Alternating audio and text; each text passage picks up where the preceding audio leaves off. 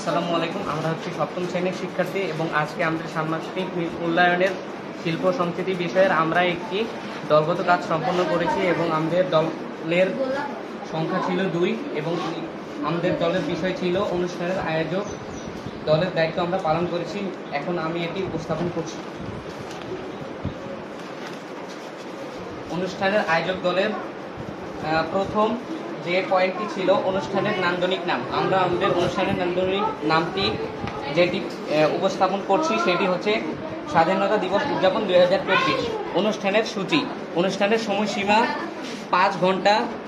অনুষ্ঠান শুরু হবে 10টা থেকে 2টা পর্যন্ত। অনুষ্ঠান শুরু, অতিথি আসন গ্রহণ 10টা 15, অতিথিদের ফুল বিতরণ 10টা 20।